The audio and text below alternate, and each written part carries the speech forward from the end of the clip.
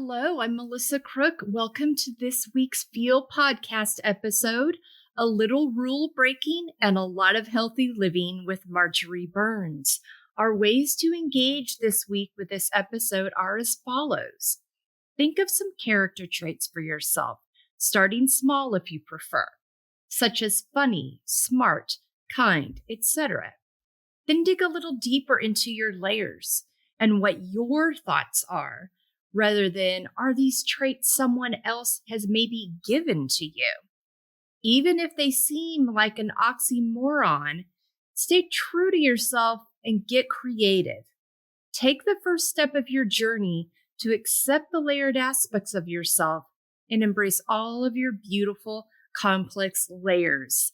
Thanks so much for joining us this week as we learn from the incredible, magnetic, just a jewel, Marjorie Burns. I'm going to start with prioritizing self-care in your life. You're a hiker, you're a biker, you swim, cross-country ski, you do all of these really engaging activities, you write. But talk to me about, does that qualify as self-care for you? Or talk to me about what self-care looks like for you. I have to admit, I haven't thought about self-care. I've just done the things I like to do, and I haven't quit. I don't do them as well. I'm not sure I could still roll my kayak back up, but I could try, get in quiet water and slip myself and see if I could do that. And in my 50s, I started rock climbing. My youngest son was on the U.S. junior climbing team. He got to go to Russia, and he got me rock climbing. I have a 27-foot climbing wall in my house from the middle floor on up to the roof, sort of bypasses the third floor. I just like doing things. When I do things, and I can be lazy too, as you already know. But that's a wonderful gift. I love how you said, I've just always do these things that refresh me and feel like they fill me up and that I enjoy. That is such an authentic way to approach your self-care, to make space for those things that fill you up. I think that's a wonderful gift that you have. And because you're creating space for this, you're able to show up feeling like you are engaged in the things you care about. You filled your cup. You don't feel like you're giving your time away all the time to things because you're making space for these things you enjoy. Right. When you say making space, I'm not really working at it. I don't have a regime. I don't have a program. I was asked that by another podcaster, and I thought afterwards, I do. There's one thing. I stand on one foot or the other while I'm brushing my teeth. That's the only sort of exercise. But I do a lot of gardening. So I'm on the ground pulling out noxious invasive weeds in the pasture. They're terrible. So I'm a lot of up and down, and sometimes I walk with the dogs, and sometimes I bike with them, and we go out and I ski with them. We can go right out the door and ski together. The dogs don't ski, mind you. I'm on skis, but if it's not too wallowy of snow, they go along just fine. So it's not planned. But it's just somehow or other, I end up doing it every day. So I must be making time. Oh, well, I think you've just made it a part of your daily regime. It's part of what you care about. It's part of what you value. So you get out there and do it. And that's so good. And the fact that you've been able just made that a natural part of your day is so authentic. I think that's something that we could all do take a note on of, like, what am I taking time to do each day that I enjoy, that feels refreshing to me? I think that's a really great example of that. What do you do? I walk a lot. I do I lift some weights. I've got some weighted things I do. I do yoga. I really check in with myself each day. I have kind of a plan, but I also check in with myself, like, what do I need today? Do I need more vigorous movement, or do I need to stretch and do some yoga and just take some space? Like I have a pool for the first time. And so getting out in the sun and floating on the water, whether it's a lake, the pool, the ocean, very invigorating for me. Like I really re-energize that way. I understand it. The difference is that I haven't been as conscious of it as you're in a profession that is speaking about it. And somewhere I've been thinking about it, but I haven't been consciously organizing it, just doing it. Yeah. And I'm happier when I do it. Exactly. And I think that's like the fact that it is just a part of how you live is something we could all take a note on, of just making, this is how I live. I live my life in a way that I'm out there doing and engaging in the activities that nourish me, that fill me up, but also the gardening piece. I mean, I think that finding those things that if you don't love to run, or you don't love to do, yoga or Pilates, garden, move around, walk your dog, go ski. I mean, those are, bicycle. Yeah. I mean, there's just so many ways to move your body. Just figure out that thing that feels refreshing, that you enjoy. I don't know if I want to recommend to people my age bicycling, because when something happened, they could sue me. But I have a friend who's just turning 80 now, and I remember him saying once that when he's on a bicycle, he feels like a 10-year-old kid again. And that's true, because a bicycle moves so freely if you're not going too much uphill, maybe, but just go slowly. You can do a lot uphill. And that's true. You just forget. My father said when he was 80, he was going to quit playing golf, or did, and I didn't know why he did that. Yeah. I don't think I measured. 80 came, and 70s were great. He said himself he didn't start to feel old until his 80s, and I would say the same. I had a few things come in, but not much. Yeah. Pretty much do everything and just do it. Yeah, I love that. Just do it. Absolutely. Yeah. I think we should I think we should send your story to Nike, and they should do a whole story on you. Oh my gosh, that's so fantastic. Confidently setting boundaries. You said something to me in our conversation before we got on, that you never joined Facebook out of just self-preservation. I think that's a great boundary without you even knowing it. Like, I just don't need that in my life. So talk to me about that journey for you. Glad that the Facebook thing came up, because I was trying to go through my head and how I've made boundaries, and I forgot that one. But if I look way back, like Facebook, in high school, we were graduating, and everybody was getting these little cards with your signature printed on it and your name, and you were passing them out to your friends. And I thought, why would I want to do that? So that's the rebel. It's not great rule breaking. I'm not out robbing banks, though the money might be useful. At any rate, I didn't do it.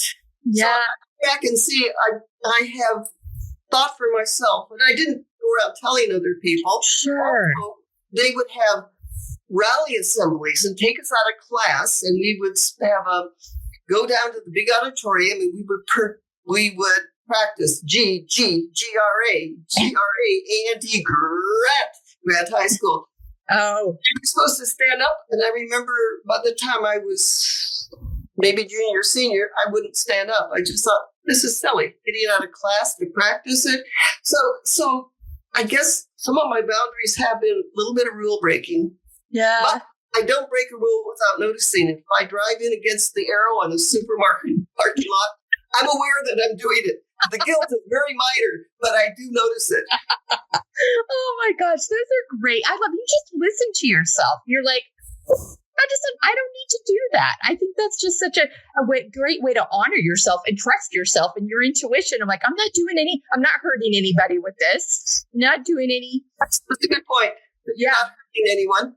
Yeah, you're not doing any damage. No one's going to be adversely affected, but this just doesn't align with who I am or what I feel like I need to be involved with. I think that's such a great example. It's hard to make boundaries, though, because people want things of you. People give me books to read, and yeah, I will read. I've learned, because I taught Victorian novels, how to read pretty quickly. And I bet. Sometimes I skim, but I have never had the courage, and maybe it's audacity rather than courage, to say, I won't read this. Yeah. Take it back. I don't like hurting people. So I do get stuck doing things I don't want to, but sometimes when you've been invited to dinner and then they cancel, there's a relief. Yeah. I realize I like to be with people. I'm social, but I also a little bit of recluse in other ways. Well, yeah, you said that shy show off. I mean, that is such a great example. And it's like one of those things, like when you're relieved, you're like, oh gosh, probably not something I should have signed up for it. So thankful to be out of it. But with the book, though, there's probably a lot of ask on your time now as this is coming out to release. How are you managing that? I haven't admitted that to family or friends, but I am starting to get a little notice, and I would sort of almost rather not have it. I'd rather be left alone. And I have a friend who wants me to go out promoting the book in the community. They say, no, I live here. These are people. I don't even bring it up. Yeah. So people are starting to know. It's I don't know. It's a new book. And it seems selling well, but I don't know how to measure that. Other books I've written were one on local geology with a geologist, and other one on Tolkien.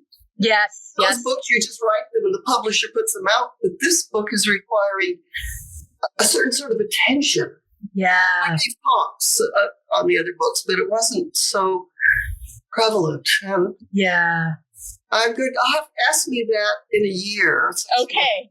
We will revisit that. We'll bring you back. But I love, and we're going to talk more about this book in a minute because the story behind it is really beautiful. Taking care of your emotional health, mental health, physical health. It feels like to me these activities that you're engaged in, that you love, probably in some ways address all of those things. But talk to me about your journey with that and the connect points that you see. My journey. Mental health. A lot of it is sort of, people say reinventing yourself.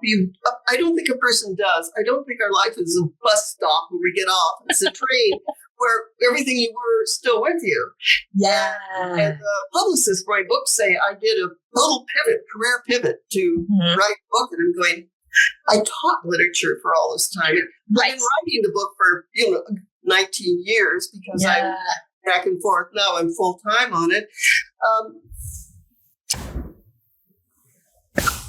That isn't answering your question. Well, do you feel like, though, because this is what I want to share, and this will be helpful. Your reason behind writing New Cadets was because your grandson was dealing with night terrors, which is very much a mental and emotional space. And you thought if you could provide this avenue for kids, this is aimed towards the middle school age, that this could give them some relief, a story to tell, a way to understand, a way to make the world less scary. I think that's a beautiful connection between mental, emotional, physical health, because these terrors were manifesting in these ways. So talk to me about how you decided to do that. That's a good point. I was looking more at myself, what I do for mental health. I get out with the dogs, I get out by myself. Yeah. I like walking with other people, but I think the very best for mental health is when I'm in the woods by myself with the dogs, skiing, climbing. There are lots of caves around here. And if you go off trail, I do a lot of off trail, you'll find other entrances to these lava tubes. Oh, wow. Like 40 in one area. Then there's some on roads and trails and people know them. But let me tell you about Sebastian, my oldest grandson, who'll be 26. He's, when he was little, 5 or 6, he had these night terrors. And what can you do? And it's terrifying. If you've dealt with a kiddo that deals with them, it's really difficult. You have. My nephew did. Yeah. Well, I bought him an almost full-size stuffed toy dog. Instead, it was a service dog. Had been trained to work in dreams and made perfect sense. He understood as a child of that age that it would be real in dreams if it's not real when you're awake. Right? Yeah. The logic is irrefutable. So he said he saw, renamed the dog after a Boston Terrier they had that had died. And then I started writing him little messages from which I call snooze news. And that sort of disappeared. But I started writing the story of how these dogs are recruited from toy stores. And then they go and train and learn how to work in dreams. So it's really a book for grown-ups as well as middle school. Yeah. But like The Hobbit, for example. Exactly. Tolkien, or Lewis's books. Yes. Or Harry Potter books. There are quite a few that are. Yeah. those fantasy kind of like, and also remind you of what it's like to be a kid and remind you of what it's like to empower the imagination. Yes. Yeah. Never quit on that. Yeah. Yeah. Well, I love it. How has it been received? And what does your grandson, I'm sure he does now, as a 26-year-old, did he understand your why behind this? He was 5 or 6, so I don't think he thought about it. As I said, he's 26 now and 6'5". He's the tallest one. No, I don't think he did then. Mm-hmm. Who does? When you're a child, you don't, excuse me, think what other people are doing. Yeah. I lived in a part of Portland where most of us it was a double block. It had twice the size of a normal city block. Okay. And most of us had small backyards. And that's because 2 houses, one on the short end of the rectangle, and we had yards that went way back and took room that other houses would have had gardens. But the people who lived closest to me had kids my age, and you could go and climb their trees, eat the cherries until you were sick.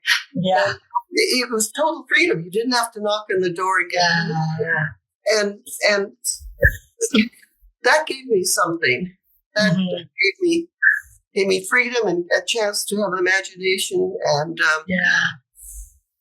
I was not grateful when I was young, and that's getting back to it with Sebastian. I never thought until I was a grown-up how perfectly nice it was that yard was opened up to us, and we could leave our house and they could be having dinner, and you'd go back to the yard and climb a tree or do what you wanted. And I never thought to be grateful because it was just a given. It was just part of your day to day. Yeah. Right. So I don't think Sebastian certainly wouldn't have been grateful. He wouldn't have been ungrateful. He would have been appreciative in a way, but it wouldn't be in the sort of thing where you'd think, someone's doing something for me. How nice of them. Yeah. But I love how you just authentically came up with that. I think that is so beautiful. And I'm excited to see how this develops. I want to read the books themselves. They sound fascinating. I love those stories and those series. So good. And I wanted the audience to know that. I think because there's so much power in how you can show up and support others wherever they're at. It's like, how can I help in this situation? How can I be supportive in this situation? I'm seeing this unfold. I know what works for me, but how can I reach these young kids that have these, because there's really no, that's one of those areas that there's really not a solution for. There's a lot of you'll talk to your doctors about them and they'll give you some ideas, but it's kind of a phase that these kids have to go through. But if you can give them something of comfort, something to create safety, something to guide their imagination to hold on to, I think that's really beautiful. And get inside their dreams. Yes. Sort of. Yeah. Yes. Absolutely. Absolutely. No, I love that. So good.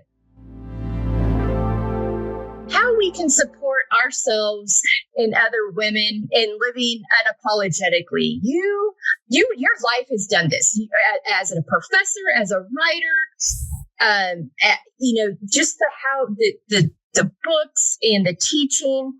You really live your life, I would say, unapologetically. You do things that you love to do on your terms. You're out here not letting age define what it is you engage in, trusting your body, taking those things in.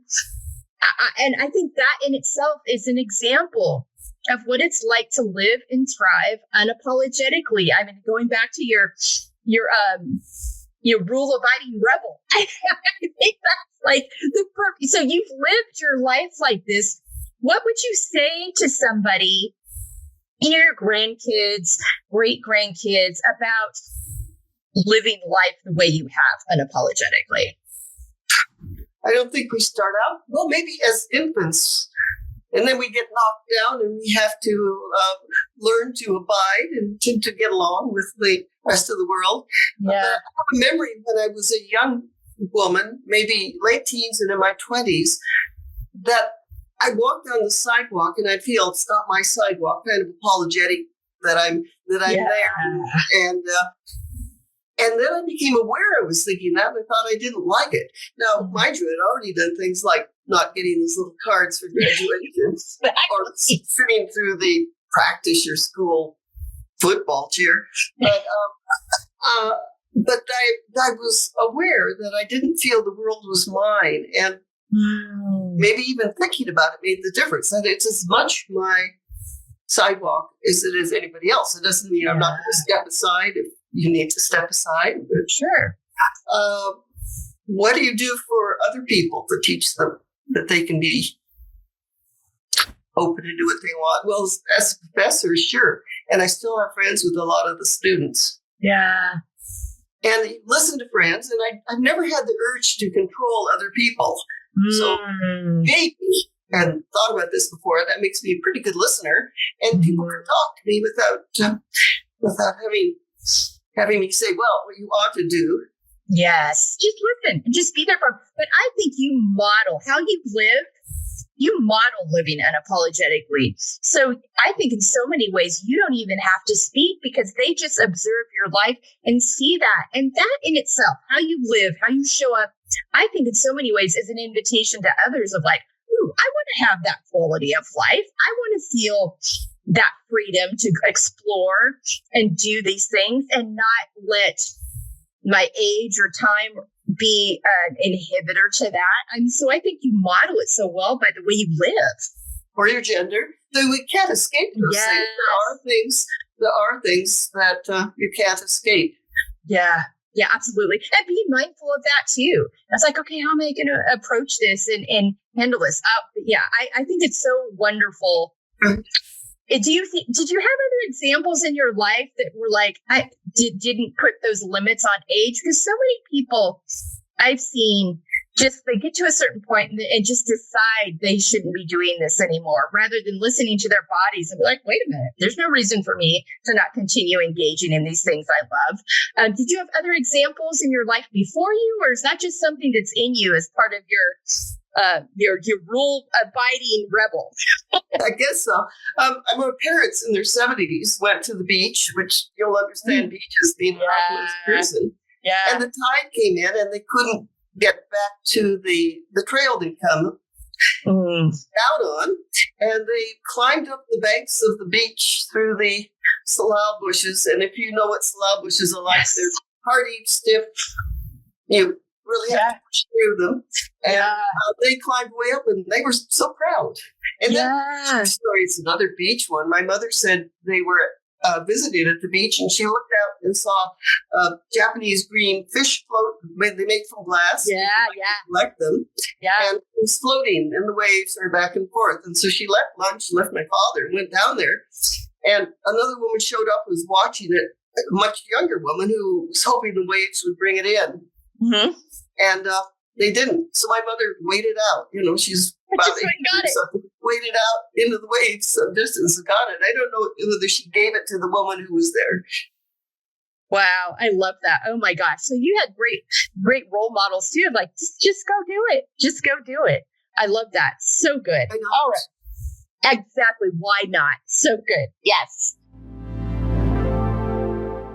Coming back to your why and your values in what you do, you value the outdoors, you value being engaged in these spaces. Has that always been a value of yours? I think so. Yeah.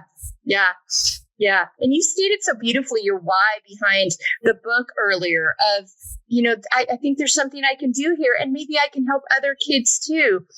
It seems like you just have a really firm grasp on the things that you care about and what motivates you. How have you seen that develop over time? And is that something you always had an understanding of within yourself? I remember sneaking out my window and going across the roof. That'd be past my sister's room. And there was a gap of 18 inches or more between that roof and the garage roof. And jumping over to that, climbing down the cyclone fence and being out in the night. I thought maybe if I were showing my willingness that something great would show up and take me on an adventure. I even have a most embarrassing memory that shows how you can't win when you're a parent. I remember once thinking about my parents and getting mad at them because they were so good. Now, if I'd just been given bad parents, I could run away and have adventures, and they'd given me no reason to. Isn't that absurd? Isn't that absurd? I'm sure it was only a temporary thought, but I thought I can't go off and, do these things that you read about in books because they're so decent. Yeah. Why would I read them? So in terms of books, reading, going that route, are books something you always loved? I was a little bit slow to learn to read, and so were my kids. I think I was a daydreamer in class and not paying attention. I remember the teacher saying, we're going to have a spelling test, and she'd say words and we'd write them down. I remember having not the foggiest idea what to do. Because same with my sons especially, they were never trouble in class, but you're perfectly content in your own head. Yeah. And sooner or later, we caught on and we're all readers, all very much readers. My sister taught herself to read. She was, bright, really bright one. But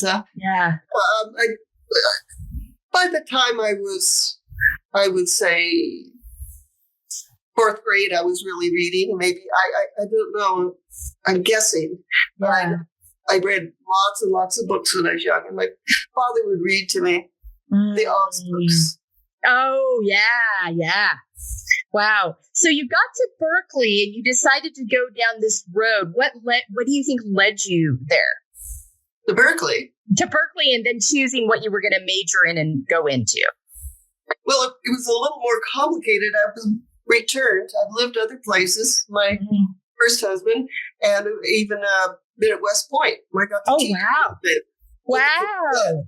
And then we were back in Portland, and I got a master's degree at Portland State. That's where I was. Yeah. I was going down to Berkeley for a residency in psychiatry, and I applied to Berkeley and was accepted there.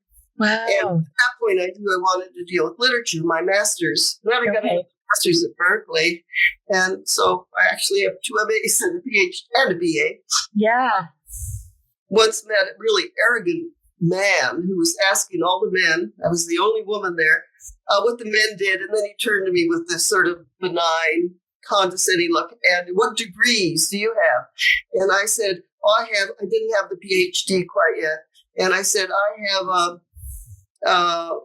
2 MAs. That's a mama degree. And he chuckled mildly. And I have 4 children. Yeah. But I thought, I managed to control myself and not say anything more, just let the idiot go off thinking what he wanted to think. I wasn't going to change his philosophy of life. No, that's and what a good realization by you in that moment. Like, listen, this guy is on a roll and I'm not going to change him, but I'm also not going to get sucked into his, he's trying to bait me here and I'm not going to fall for it.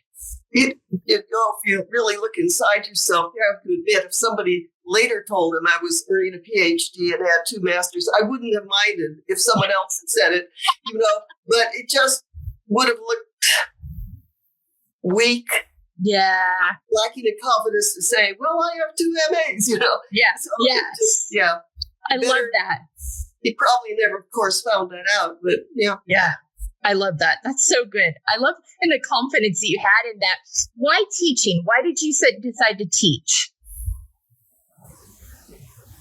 My father felt that my brother should be a doctor because my father was a doctor, and that happened.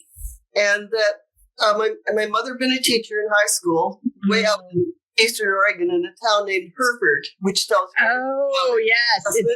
Yep. Absolutely. Cows everywhere. It's just perfect.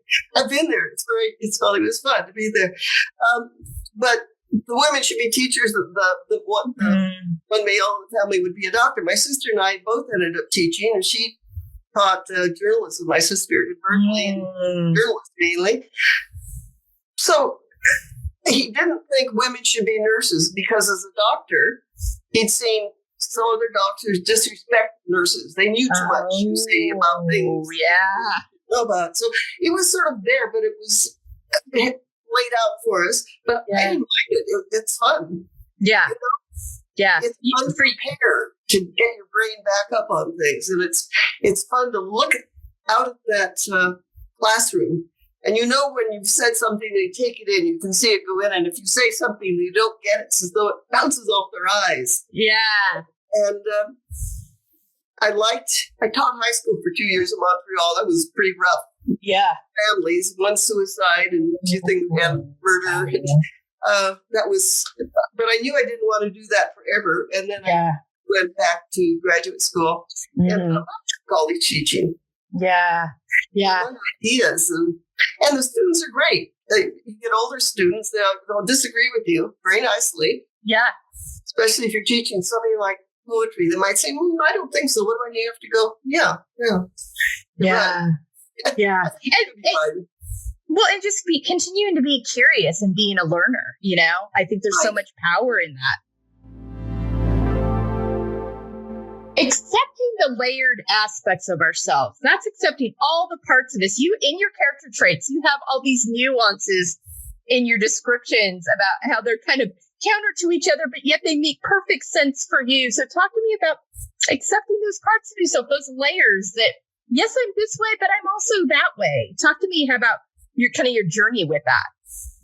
Well, you had a list of things that we would probably be talking about. And one was defining myself. And then I kind of played with that, as you know already. Yeah. And then when I got down to you're talking about layers, or the F.E.E.L. Yeah.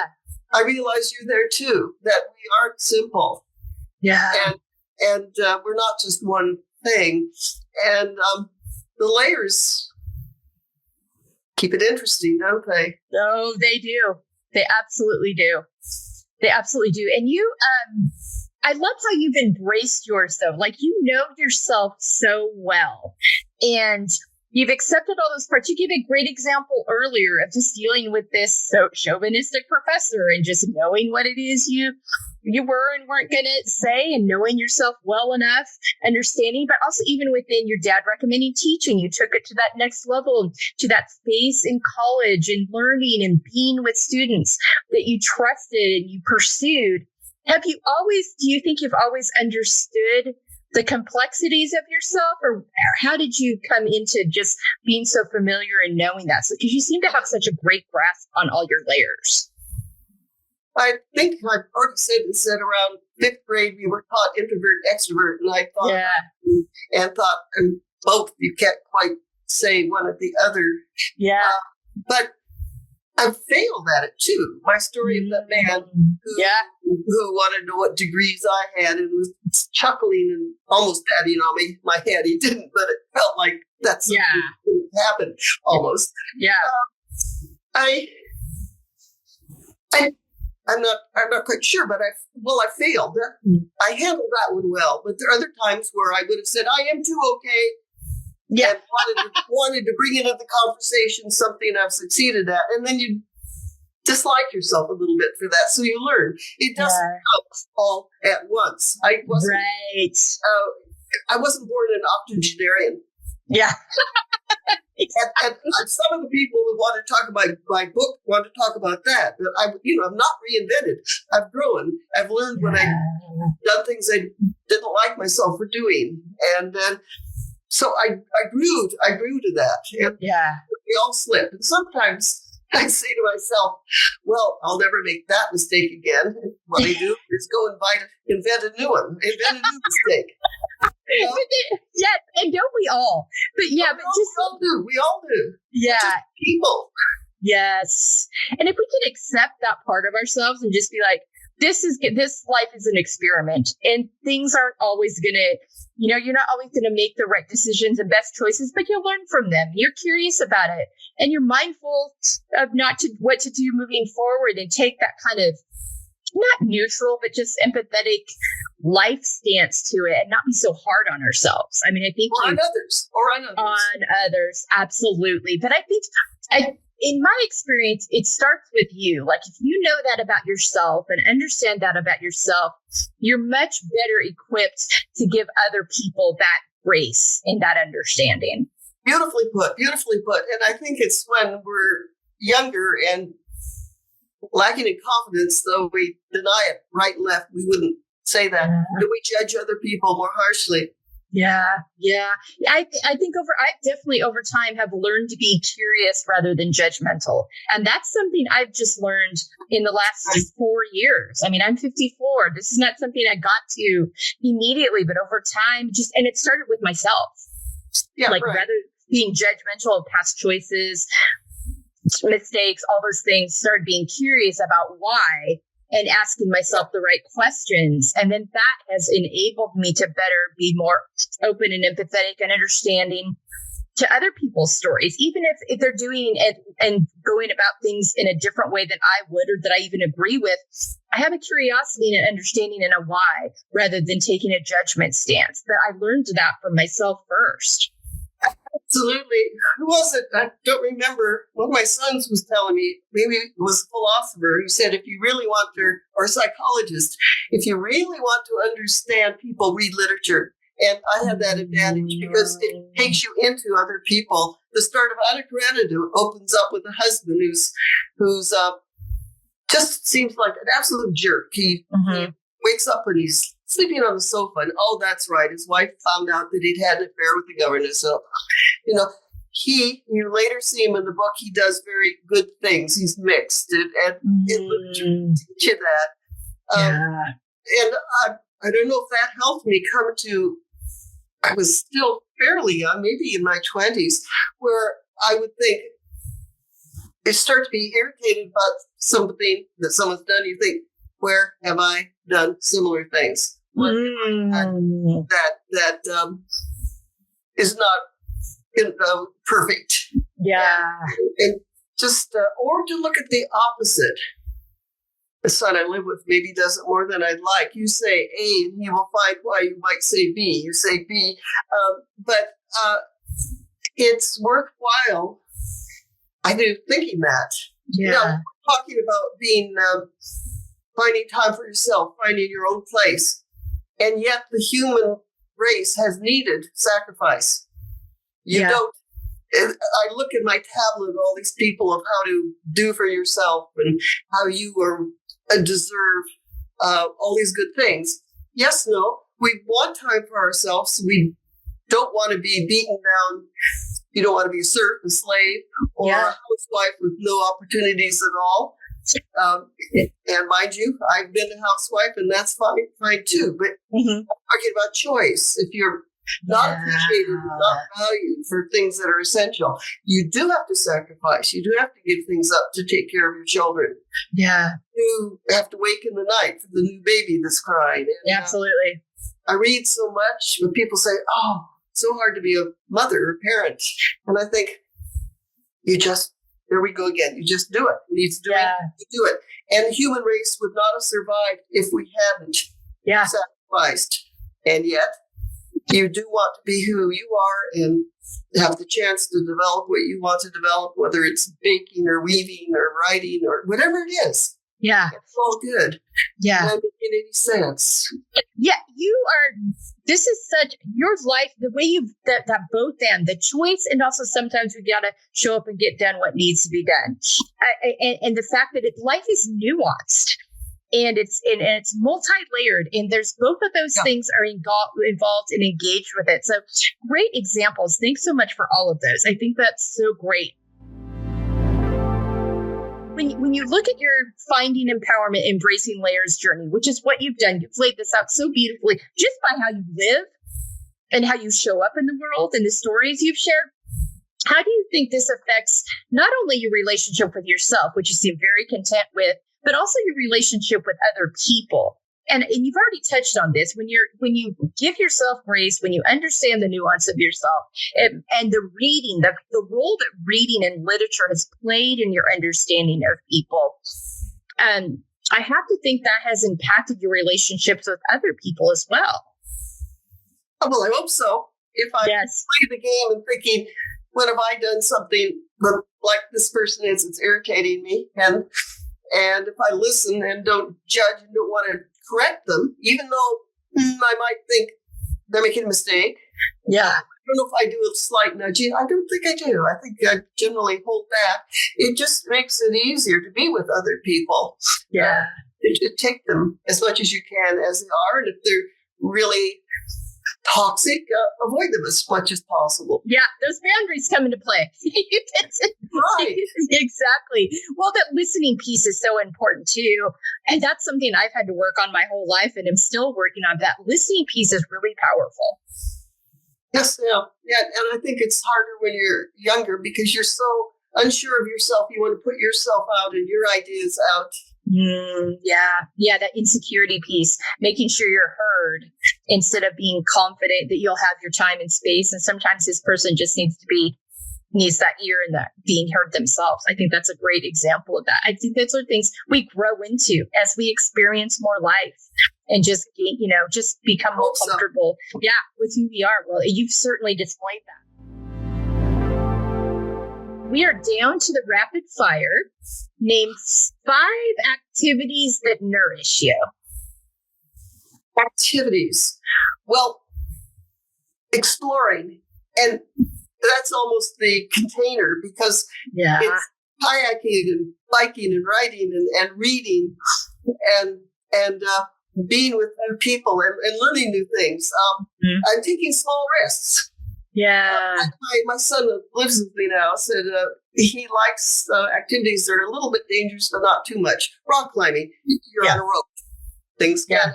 Kayaking, take care with that. Yeah. So my oldest son, who is 20 years younger than I, is still winning whitewater kayak. Wow. Or what do you call them? Competitions. Yeah. And I said, they had it in age groups. And he said, no, there weren't enough people. The last one he just did a few weeks ago. So it was just everybody. So he beat out the 20-year-olds. Love that. That's awesome. Well, your children have taken a note out of your own notebook. They watched you live that way. And now they're living that way themselves too. I think you set a great precedent for them. Well, and I had a precedent in my own family. Exactly. You did. Those examples you gave of your parents earlier, your mom earlier, so fantastic. All right. 5 words on how you want to feel the next 6 months. Hopeful, curious, loved or loving, the two to come together. Inventive. Have I done 5 yet? Is that 1 4? more. 1 more. Energetic. Well, you're all of those things. Oh my gosh. Thank you so much, Marjorie, for taking this time with me today. It's been fantastic. Let people know how they can find the book. Let them know where they can get to that. Well, my publisher said, have a copy and hold it up. Yes, there's a new it's Gabbro Press. That's a small press. That's Gabbro, Gabbro Head Press. Okay. But it's in Minnesota. Here is the website for it. www.gabbrohead.com. So the okay. Gabbrohead would be GABBROHEAD, made into one word. Okay. But you can find it in Amazon too. Okay, perfect. All right. Well, we'll have all those links on our website to get a hold of that. Thank you so much for your time today. I appreciate getting to know you a little bit more, hearing your story. I aspire to be you. I really do. The way you live, the way you attack life, the way you're engaged in your days. And I think you're such an inspiration. And I know you're probably the kind of person that doesn't necessarily see yourself that way, but you just give such a great example of going out there and living life and not letting things, imaginary things or even narratives that we've heard about what we can and can't do as women or at a certain age. You haven't let those get in your way. You're just like, no, I can do that. And may we all live life with that kind of freedom and authenticity. So thank you so much for sharing your story with us today. You're so very welcome. All right, F.E.E.L Podcast audience, be inspired this week. What daring thing have you been holding back on? What adventure have you been unsure about? I think after listening to Marjorie today, it's really going to change the way you think about how you go out and attack your life, live your life. So be encouraged by this.